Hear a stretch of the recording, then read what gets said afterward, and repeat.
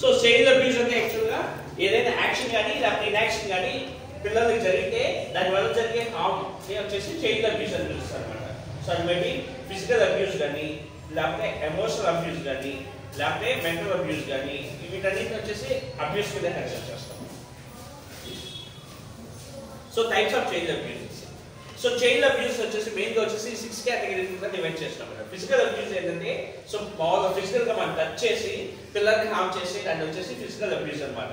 Emotional abuse ఏంటంటే ఏదైనా చెప్పి బెదిరించడం కానీ లేకపోతే ఏదైనా నిక్నేమ్ ఇలాంటివి పిలిచి ఏది పిలిస్తే దాన్ని వచ్చేసి ఎమోషనల్ అబ్యూస్ అని పిలుస్తాం. సెక్షువల్ అబ్యూస్ ఏంటంటే ఫిజికల్ గా ఇలా చేస్తే సెక్షువల్ అబ్యూస్ అని పిలుస్తాం. నెగ్లెక్ట్ అంటే ఏంటంటే మెయిన్ గా వచ్చేసి పేరెంట్స్ కింద వస్తుంది అనమాట. నెగ్లెక్ట్ అంటే మీనింగ్ ఏంటంటే పిల్లలకి సరిగ్గా ఫుడ్ ప్రొవైడ్ చేయకపోయినా కానీ లేకపోతే వాళ్ళకి సరిగ్గా హెల్త్ కేర్ కానీ లేకపోతే బేసిక్ నీడ్స్ కానీ ప్రొవైడ్ చేయకపోతే దాన్ని నెగ్లెక్ట్ అబ్యూస్ కింద వస్తుంది అనమాట. ఎక్స్‌ప్లాయిటేషన్ అంటే మీనింగ్ ఏంటంటే పిల్లల్ని చైల్డ్ లేబర్ కింద చేసేదాన్ని వచ్చేసి ఎక్స్‌ప్లాయిటేషన్ అని పిలుస్తారు. నెక్స్ట్ వచ్చేసి మెడికల్ అబ్యూస్ అంటే ఏంటంటే ఇప్పుడు అప్పుడు మెడిసిన్స్ సో మెడికేషన్ అనేది సరిగ్గా ఇవ్వకపోతే దాన్ని వచ్చేసి మెడికల్ అబ్యూస్ అని పిలుస్తారు మేడం. మెయిన్ గా వచ్చేసి ఈ 6 కేటగిరీస్ ఆఫ్ అబ్యూసెస్ ఉంటాయి. దీంట్లో ఎక్కువ ఇండియాలో జరిగేది వచ్చేసి సెక్షువల్ అబ్యూస్, నెక్స్ట్ వచ్చేసి ఎమోషనల్ అండ్ ఫిజికల్ అబ్యూస్ ఎక్కువ జరుగుతాయి. సో నార్మల్ చైల్డ్ అబ్యూస్ అంటే ఇవన్నీ వస్తాయి మనకి. మామూలుగా వెర్బల్ గా కానీ లేకపోతే ఫిజికల్ ఇంటర్మెసీ కానీ లేకపోతే ఏదైనా పిక్చర్స్ చూపించే అబ్యూస్ చేయడం కానీ ఇవన్నీ వచ్చేసి మనకి చైల్డ్ అబ్యూస్ కింద వస్తాయి. సో నేను చెప్పాను కదా యాక్చువల్గా ఇవి వచ్చేసి ఇంటర్నేషనల్ స్టాటిస్టిక్స్ అనమాట. 1 in 3 girl next direct CSA అని పిలుస్తారు అనమాట. డైరెక్ట్ సిఎస్ఏ అంటే మీనింగ్ ఏంటంటే సో ఫిజికల్ గా ఒక కిడ్ ని టచ్ చేసి చేసే అబ్యూస్ వచ్చేసి డైరెక్ట్ చైల్డ్ అబ్యూస్ అని పిలుస్తాము. ఇండైరెక్ట్ చైల్డ్ అబ్యూస్ అంటే ఏంటంటే యాక్చువల్గా సో మేబీ పిల్లలు డ్రెస్ మార్చుకునేటప్పుడు చూడడం కానీ లేకపోతే వాళ్ళకి తెలియకుండా వాళ్ళ వీడియోస్ తీయడం కానీ వాళ్ళ ఫొటోస్ తీయడం కానీ వీటన్నిటి వచ్చేసి మనం ఇండైరెక్ట్ చైల్డ్ అబ్యూస్ అని పిలుస్తాం.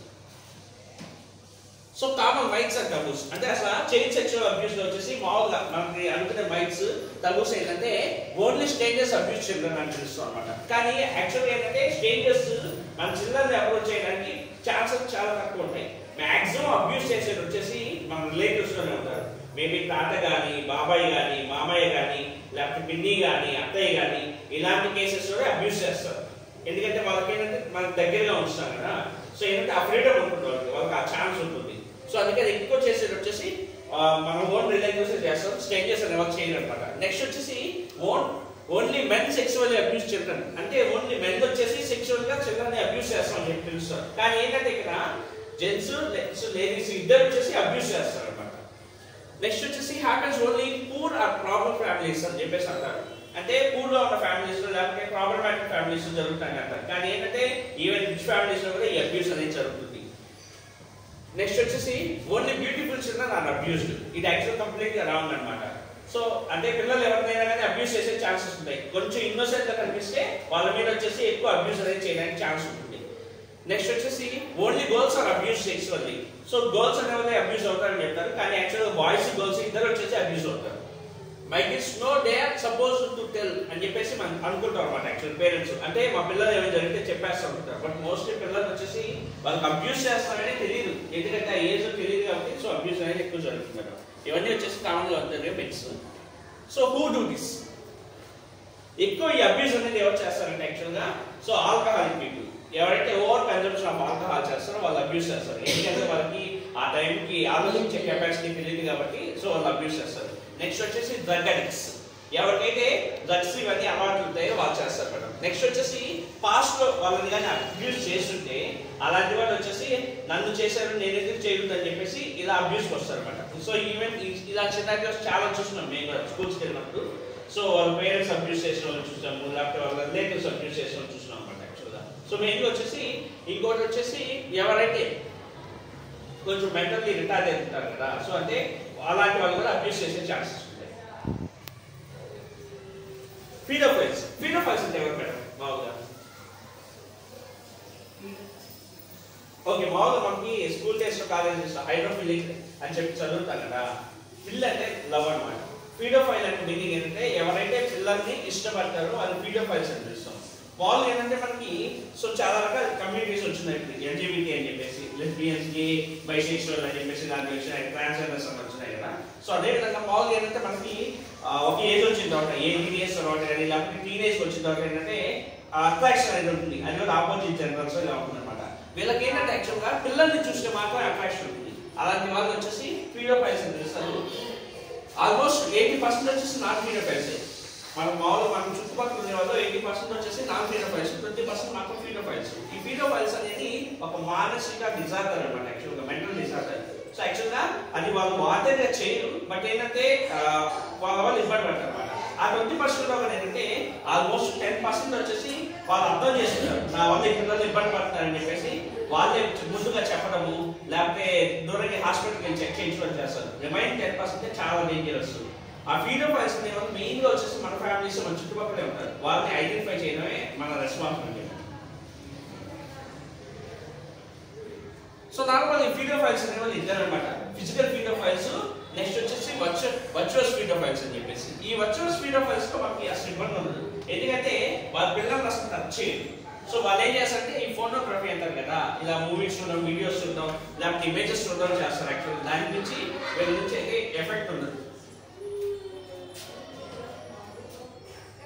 నెక్స్ట్ వచ్చేసి ఫిజికల్ పీడోఫైల్స్ వీళ్ళు ఏంటంటే యాక్చువల్గా వీళ్ళు చాలా డేంజరస్ అనమాట యాక్చువల్గా సో వీళ్ళు ఫస్ట్ ఆ పిల్లల్ని ఎలా అప్రోచ్ అవుతారు వీళ్ళు అంటే గ్రూమింగ్ సో నార్మల్గా ఏం చేస్తారంటే యాక్చువల్గా చుట్టుపక్కల ఉన్న పిల్లల్ని అబ్జర్వ్ చేస్తారు వీళ్ళు సో ఎవరైతే పిల్లలు కొంచెం ఇన్నోసెంట్ గా ఉన్నారు లేకపోతే ఎవరైతే పిల్లలు ఫ్యామిలీస్ నుంచి ఉన్నారు ఎగ్జాంపుల్ వచ్చేసి మన ఇంట్లో పిల్లలు చిన్న పాప మా ఇంట్లోని సో ఎగ్జాంపుల్ నేను ఏం చేస్తానంటే మా పాప ఒక తాయి అడిగింది సో నేను ఏం చేస్తానంటే అరుస్తాను అరిచి ఇంటికి తీసుకెళ్ళిపోతాను సో తనకి ఏమవుతుందంటే నా మీద నెగిటివ్ ఒపీనియన్ వస్తుంది అలాంటిది వాళ్ళు ఐడెంటిఫై చేస్తారు ఐడెంటిఫై చేసి ఏం చేస్తారంటే నాకు తెలియకుండానే మా పాపకు పంపిస్తారు ఫస్ట్ అలాగే గ్రూమ్ చేస్తారు అనమాట గ్రూమ్ చేసి ఓకే నాకంటే వాళ్ళు మంచిగా ఉన్నారని చెప్పేసి ట్రస్ట్ తెచ్చుకుంటారు దాన్ని గ్రూమింగ్ అని పిలుస్తాం అనమాట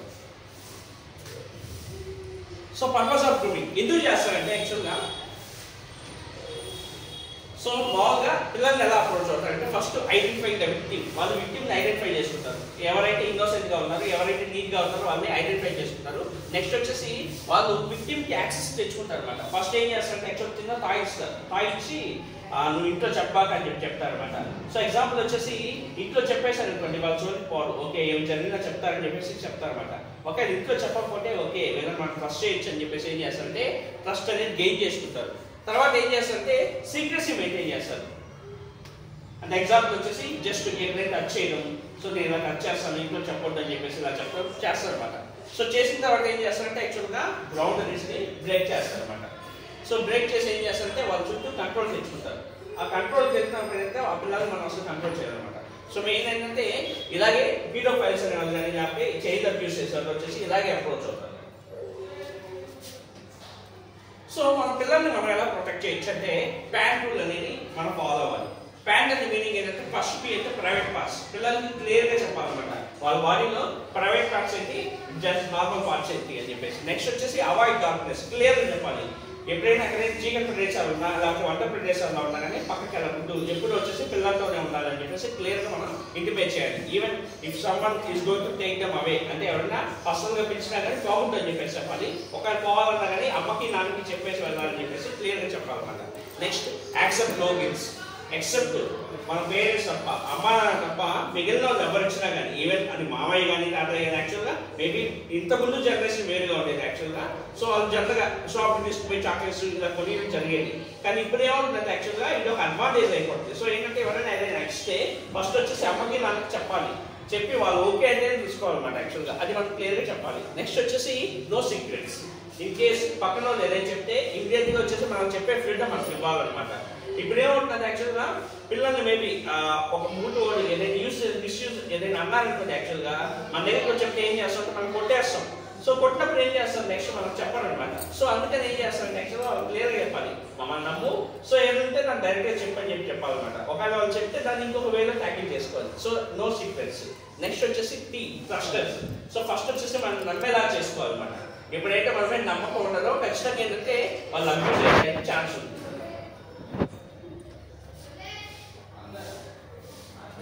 సో యాక్చువల్గా ఇవి యాక్చువల్గా నో గో టెల్ అనే పాలసీ ఫాలో అవ్వాలి చైల్డ్ అబ్యూస్ లో పిల్లల్ని మనం ప్రొటెక్ట్ చేసుకోవాలి చేసుకోవాలంటే సో ఎగ్జాంపుల్ వచ్చేసి ఎవరైనా పిల్లల్ని ఎవరైనా టచ్ చేస్తుంటే ఫస్ట్ ఏం చేయాలంటే వాళ్ళు గట్టి వాయిస్లో నో అని గట్టి అరవాలి. ఎందుకంటే యాక్చువల్గా ఈ ఫీడోఫైల్స్ కానీ చైల్డ్ అబ్యూస్ చేసే వాళ్ళు ఎవరైతే ఉన్నారో వాళ్ళు భయస్తులు.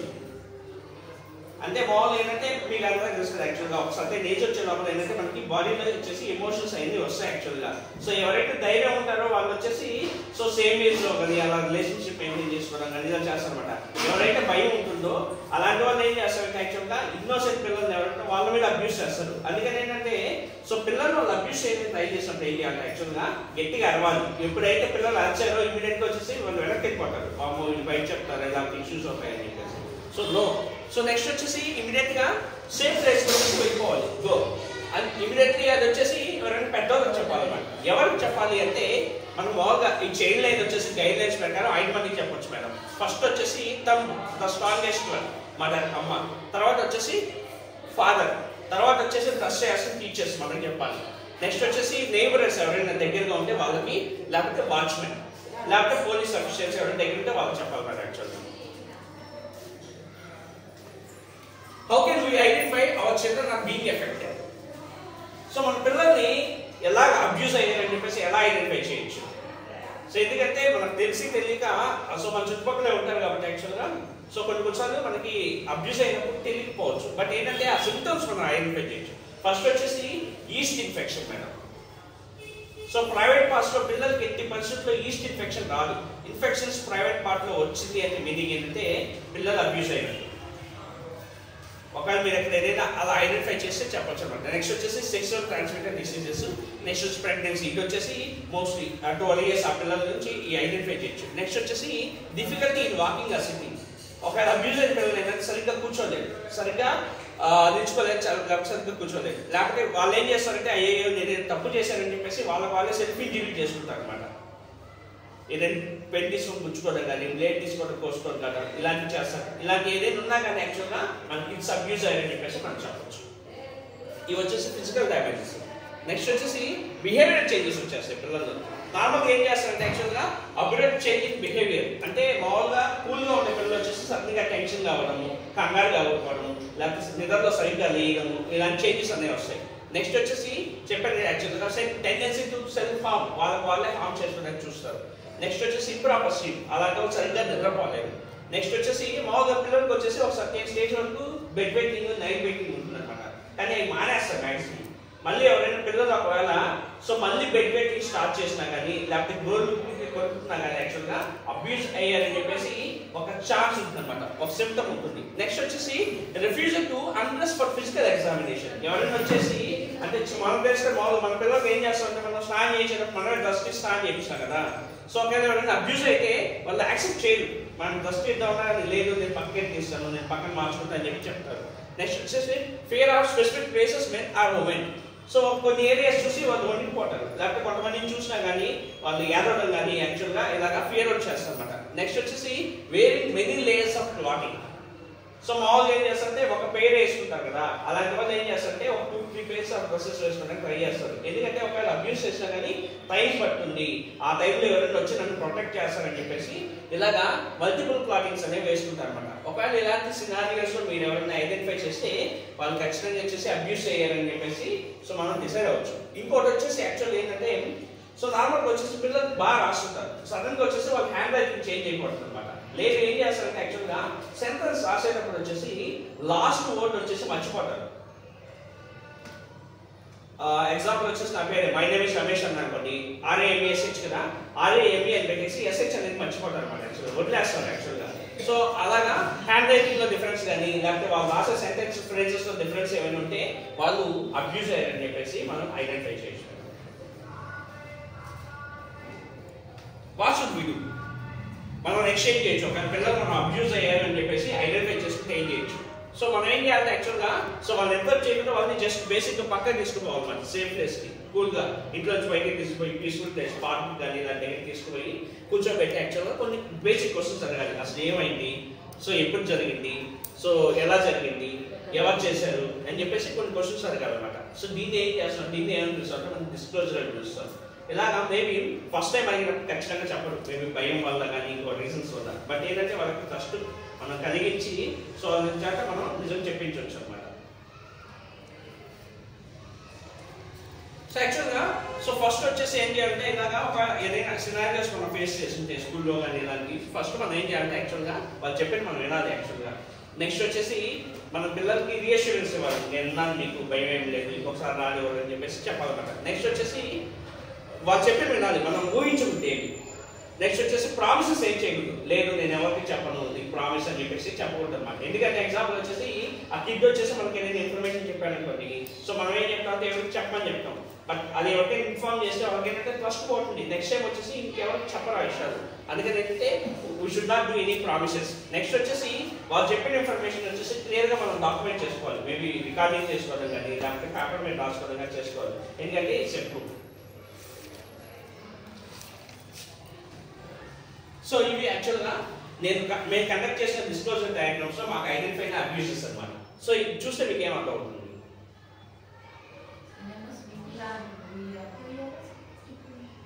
ఓకే, యాక్చువల్గా ఏంటంటే చిన్న పాప అనమాట, యాక్చువల్గా 4th క్లాస్ పాప. సో పక్కింటి అంకుల్ ఉంటారు అనమాట యాక్చువల్గా. సో ఆయన అబ్యూస్ చేశారనమాట. వాళ్ళు చెప్పడానికి వీళ్ళు లేక ఏం చేశారంటే యాక్చువల్గా డయాగ్రామ్ గీసారనమాట. మేము పక్కన పిలిచి ఏమైందమ్మా అంటే చెప్పారనమాట, పక్కింటి అంకుల్ ఉంటారు, సో నేను ఇలా ఇబ్బంది పెట్టారు యాక్చువల్గా, నాకు చాలా పెయిన్ వస్తుంది, భయం వేస్తుంది, అందుకే పక్కింటిని చూస్తే భయం వేస్తుంది, నేను పక్కింటికి అసలు పోను అని చెప్పేసి చెప్పారు.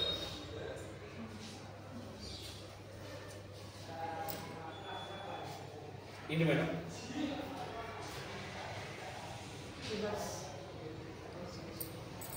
సో ఇది సిమిలర్ పక్కింటి జస్ట్ వాళ్ళ అంటే పిల్లలు కదా, సో వాళ్ళు ఇమాజినేషన్ వచ్చేసి అలా రాశారు అనమాట. సేమ్ పక్కింట్లో ఒక ఆంటీ ఉంటే ఆమె ఇబ్బంది పెట్టారంట చిన్న బాబుని. చెప్తే యాక్చువల్గా అబ్బాయి ఏం చెప్పారంటే యాక్చువల్గా నేను వాష్రూమ్ పోయేటప్పుడు నాకు పెయిన్ వచ్చేస్తుంది, చాలా ఇబ్బందిగా ఉంటుంది యాక్చువల్గా, మా అమ్మకి చెప్పాము యాక్చువల్గా, సో మా అమ్మ కొట్టింది అని చెప్పేసి చెప్పారనమాట. సో ఇంక మేము పక్కకు పిలిచి కూర్చోబెట్టడితే వాళ్ళు చెప్పారు.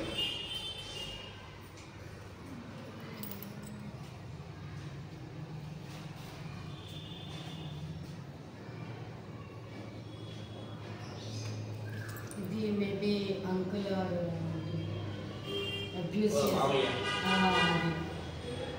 యాక్చువల్గా రోజు మామయ్య పక్కన తీసుకుపోయి పెట్టి మీద ఇలా పడుకోబెట్టేసి అబ్యూస్ చేస్తారు యాక్చువల్గా. సో చెప్తే కొట్టాలు చంపేస్తారు అని చెప్పేసి భయపెట్టారు అనమాట. అందుకని చాలా ఎవరికి చెప్పలేదు.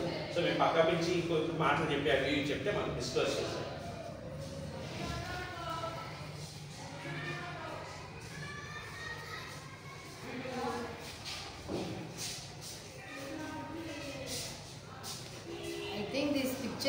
drawn on a girl, I think. Girl కదా. Girl రాదు సార్ యాక్చువల్గా. సో అది వచ్చేసి నార్మల్గా మా ప్రైవేట్ పార్ట్ నాకు మెయిన్. సో ఏం చేశారంటే యాక్చువల్గా ఒక అతను సో ప్రైవేట్ పార్టీ అది చేయమని చెప్పేసి యాక్చువల్గా అలాగా చెప్పాడనమాట. అమ్మాయి ఇంకా చెప్పలేక అలా డ్రాయింగ్ తీసి చెప్పింది.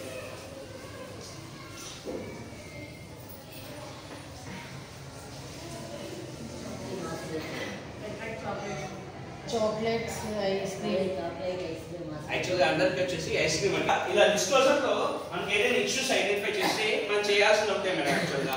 సో వాళ్ళకి ట్రస్ట్ ఇవ్వడము. నెక్స్ట్ వచ్చేసి మనకు 109 చైల్డ్ లైన్ కి కంప్లైంట్ చేయడం. ఎందుకంటే చేయొచ్చు యాక్చువల్గా పిల్లలకి వచ్చేసి సపరేట్ కోర్ట్ ఉంటుంది, మీకు ఐడియా ఉంది కదా. ఇప్పుడు పోక్సో వచ్చింది అన్నమాట, prevention of child sexual offence అని చెప్పేసి. దాంట్లో ఏంటంటే యాక్చువల్గా పిల్లలకి సపరేట్ కోర్ట్ ఉంటుంది. అది ఎలా ఉంటుందంటే ఒక ప్లే రూమ్ లాగే ఉంటుంది. సో పక్కన వాళ్ళు ఎవరు అలౌ చేయరన్నమాట. ఓన్లీ జడ్జ్ ఎవరైతే అతను జడ్జ్, నెక్స్ట్ వచ్చేసి పిల్లలు ఎవరైతే అబ్యూస్ అయ్యారో వాళ్ళు మాత్రమే ఉంటారు. రూమ్ లో జస్ట్ తీసుకోపోయి యాక్చువల్గా సో ప్లే ఐటమ్స్ అవి పెట్టుకొని యాక్చువల్గా వాళ్ళ దగ్గర ఇన్ఫర్మేషన్ తీసుకొని యాక్షన్ కూడా ఏంటంటే ఫాస్ట్ ఇమీడియట్ గా యాక్షన్ తీసుకుంటారు. సో ఇన్ కేసు అంటే మ్యాక్సిమం ఏంటంటే అబ్యూసెస్ చాలా మంది జరుగుతున్నాయి. బట్ ఏంటంటే అవి కొంతమంది ఈవెన్ ఫ్యామిలీ మెంబర్స్ తెలిసినా కానీ ఏంటంటే పొరుగు పోతుంది అవి అని చెప్పేసి వదిలేస్తారు. సో అలా వదిలేని వాళ్ళు ఏంటంటే అలాంటి వల్ల ఏంటంటే చాలా మంది పిల్లలు ఇలా ఇబ్బంది పడుతున్నారు అన్నమాట యాక్చువల్గా. ఈవెన్ అంటే మా పాత కొలీగ్ కూడా యాక్చువల్గా ఒక అమ్మాయి ఇలాగే అబ్యూస్ అయ్యింది అనమాట. సో అమ్మాయి ఇప్పటికీ ట్రామా నుంచి రాలేదు, అంటే మ్యారేజ్ చేసుకుంది అంటే అదే అయిపోయింది యాక్చువల్గా అమ్మాయికి. సో అలాగే ఏంటంటే ఒక 13 years అబ్యూస్ అయితే ఏంటంటే ఇంకా మ్యారేజ్ మీద కానీ లేకపోతే ఫిజికల్ రిలేషన్షిప్ మీద కానీ లేకపోతే వాళ్ళ మెంటల్ ఎబిలిటీస్ మీద కానీ వీటన్నిటి మీద ఎఫెక్ట్ చేస్తుంది. సో మన యాజ్ ఎ టీచర్స్గా సో మన రెస్పాన్సిబిలిటీ ఏంటంటే యాక్చువల్గా కిడ్స్ని ప్రొటెక్ట్ చేయడమే మేడం. అంటే బేసిక్ ఇవన్నీ ఏంటంటే మనం జనరల్గా చూస్తూ ఉంటాం కదా. మీరు ఏదైనా పిల్లల్ని మైనర్ చేంజెస్ వస్తే వాళ్ళ బిహేవియర్లో మాత్రం మీరు ఐడెంటిఫై చేయండి, వాళ్ళు పక్కన పిలిచి అడగండి. ఎందుకంటే మేబీ ఫస్ట్ టైం అడిగినప్పుడు చెప్పకపోవచ్చు, మరి సెకండ్ టైం థర్డ్ టైం వచ్చేసి పక్కన పిలిచి మీరు మాట్లాడితే ఖచ్చితంగా డిస్క్లోజ్ చేస్తారు. సో దానివల్ల ఏంటంటే పక్కన వాళ్ళు ఎఫెక్ట్ అయ్యేలా చూస్తారన్నమాట. ఎందుకంటే ఈ పీడోఫైల్స్ అనే వాళ్ళు చాలా డేంజరస్. యాక్చువల్గా మీరు సెంబి అనే మూవీ చూస్తుంటారు, సెంబి అని చెప్పేసి ఒక తమిళ మూవీ చూస్తుంటారు, కోయస్ అది ఒక చూడబట్టి చూడండి. యాక్చువల్గా సో ఈ సేమ్ ఇలాంటి దీని మీద తీశారన్నమాట సినిమా. సో మేము ఆల్ ఏంటంటే పిల్లలకి మొన్న సెషన్ పెట్టాం కదా, యాక్చువల్గా ఆ సెషన్ పెట్టిన తర్వాత ఏంటంటే ఈ డిస్క్లోజర్ డయాగ్రామ్స్ అనేవి మేము పిల్లల చేత వేపిస్తాం. బట్ ఏంటంటే టైం తక్కువ ఉందని చెప్పేసి ఇంకా నేను హోల్డ్ చేస్తాం madam. So this is about change of news awareness. So ఒకవేళ ఎవరైనా పిల్లలు ఇలా ఉంటే ఏంటంటే మనం వాళ్ళని తీసుకొని పక్కన తీసుకొని బాగా మాట్లాడదాము, లేకపోతే వాళ్ళని యాక్టివిటీస్లో ఇన్వాల్వ్ చేస్తే ఏంటంటే వాళ్ళ క్రమాల నుంచి బయటకు వచ్చేస్తారు అనమాట. మెయిన్ ఏంటంటే బాండింగ్ మేడం. మన పేరెంట్స్కి నెక్స్ట్ వచ్చేసి పేరెంట్స్కి అవేర్నెస్ ఇస్తే చాలు మేడం. అంటే ఈవెన్ అంటే మేము చూసిన సినారియోస్ ఏంటంటే సొంత ఫాదర్ అబ్యూస్ చేసిన వాళ్ళు ఉన్నారు, మామయ్య, బాబాయ్, తాతయ్య ఇలాంటి వాళ్ళు ఉన్నారు అనమాట యాక్చువల్గా. సో కొంతమంది ఏం చేస్తారంటే ముందుకు వచ్చి వాళ్ళ పిల్లలే ముఖ్యం అని చెప్పేసి ఏంటంటే ముందుగా రైస్ చేస్తారు కంప్లైంట్స్. సో దానివల్ల ఏంటంటే వాళ్ళు నెక్స్ట్ టైం వాళ్ళు రిపీట్ కాకుండా జరుగుతుంది. కొంతమంది ఏంటంటే జరిగినా కానీ ఏం చేస్తారంటే వాళ్ళు కాముగా ఉంటున్నారు. సో దానివల్ల ఏంటంటే పక్కన ఫ్యామిలీస్లో ఎఫెక్ట్ అయిపోతున్నారు. ఈవెన్ కొంతమంది పిల్లలు చనిపోతున్నారు కూడా సూసైడ్ చేసుకొని ఆ స్ట్రెస్ తట్టుకోలేక. సో మనం చేయాల్సిన ఒకటే లేదు, దాని మించి మనం ఏం లేదు. ఒకవేళ ఇన్ కేసు ఏదైనా అబ్యూస్ జరుగుతుందని మనకి ఎక్కడైనా తెలిస్తే సో దాన్ని మన సైడ్ నుంచి మనం ప్రొటెక్ట్ చేసుకోవాలి. సో మీకు ఏమైనా క్వైరీస్, ఏమైనా క్వశ్చన్స్ ఏమైనా ఉన్నాయి మేడం?